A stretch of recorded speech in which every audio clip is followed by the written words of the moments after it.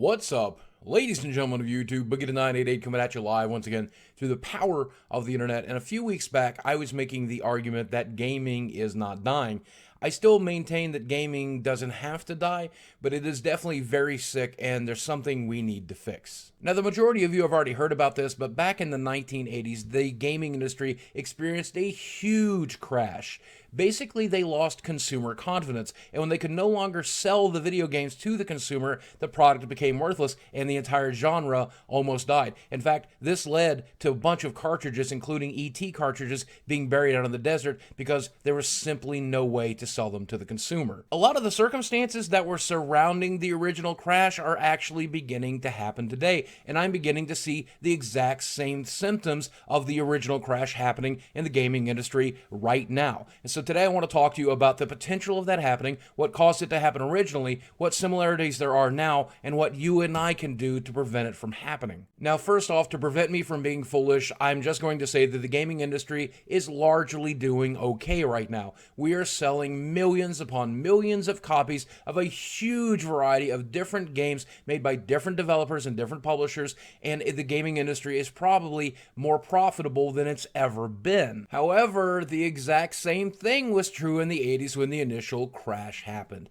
It was a very profitable business. There was consoles in every home, and department stores were filled with games. But what led to the crash is simply this. There were far too many low-quality video games, not enough high-quality video games for far too much of a price, and ultimately, the consumer lost confidence. They knew that their money could be wasted if they were to purchase a game that they picked off of the shelf. They had no way of knowing which games were good and which games were bad. They felt burnt time and time again, and then they began to turn to other types of entertainment instead. Now, unfortunately, this stuff probably sounds really familiar to the modern gamer. Right now, there's a huge variety of games that have some very hefty price tags, and it's almost impossible for the modern consumer to figure out which games are worth purchasing and which ones are going to turn out to be crap. Now, I'm going to start a little blame game here, and I'm going to blame a lot of different people, but I'm going to start off by blaming you and me. Right here, right now, we ultimately always make the decisions, and you and I always make the policies, even if we're not developing the games.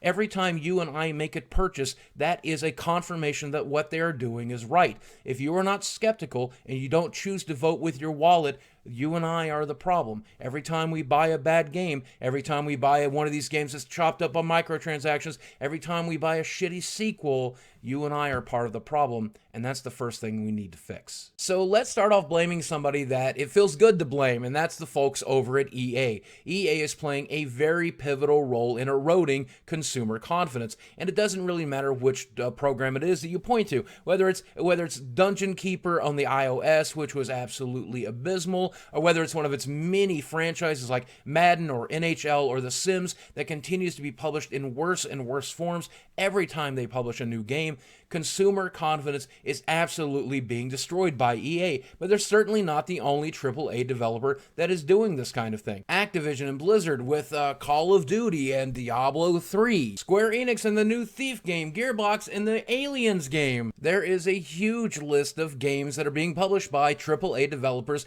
that are not just kind of boring or not living up to the hype, but are simply just not fun. The second finger that I have to point is a hard one to admit, but we have to blame Gabe Newell and Valve and the folks over at Steam. You see, Steam allows you to self-publish a game, and that sounds great until you realize that that's what caused the crash in the 1980s. Just about any company who could afford a couple of programmers to work for a couple of weeks could write any old program, slap it onto a cartridge, and self-publish it onto one of the available systems at the time. And because there was no checks and balances system, a lot of these games turned out to be crap. The Steam Greenlight program does allow small companies and independent developers to design games and self-publish them, and just like in the 80s, some of these games just aren't worth the programming lines it took to write them. Now, don't get me wrong, some of the most beloved games I have ever played were developed by a couple of people in their bedroom and self-published, and I am so grateful that we live at a time that you can do that.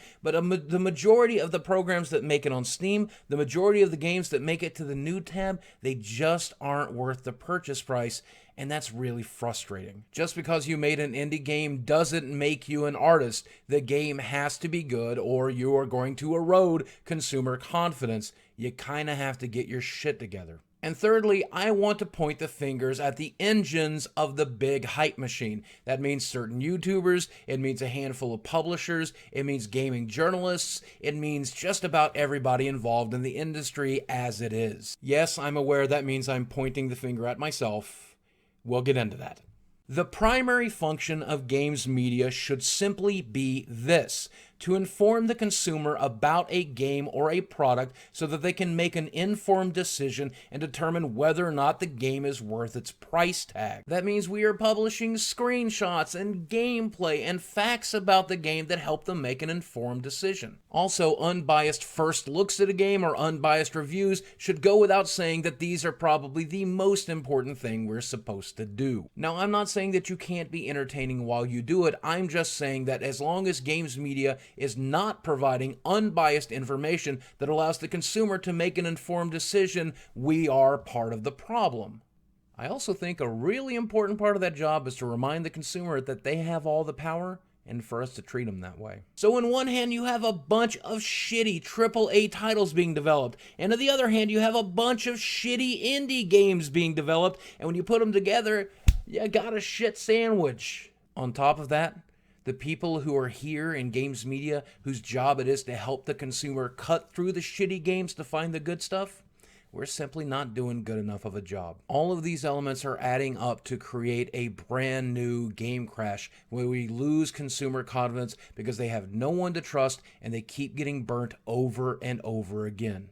Now, it's not all bad news. This is easily fixed, and I'm going to tell you exactly how to do it. The first thing that has to happen is the consumer needs to realize that they have all of the power, and the purchasing decisions that we make determine the types of games that they make. If we choose not to purchase their crappy sequel or their crappy indie game, eventually they will stop making them so damn crappy. Obviously, we want to put some blame on the publishers, as we should, but the reality of it is, if they can sell a half-baked product at full price, why wouldn't they do that? It's not until the consumers wake up and choose not to purchase that they're going to make a change. The people that do have power in the industry do need to do something, though. I'm talking about Sony and Microsoft, the people who make the consoles and determine what's published on them. I'm talking about the people at Valve. I'm talking about the people at the Apple Store. There needs to be checks and balances systems that internally investigate games to determine whether or not they're worth publishing and allowing on your storefront to begin with. And finally, for those of us who have a voice in the industry,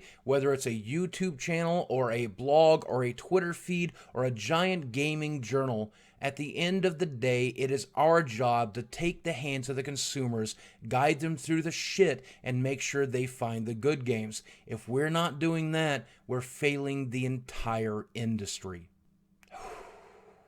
Now, I'll admit, this probably sounds fairly paranoid, and I hope that I'm wrong, but if we make these very positive changes, no harm can come of it. The industry is only going to get better, and I hope that you choose to do that with me. So, I love you guys very much, and I'll speak with you soon. Happy gaming.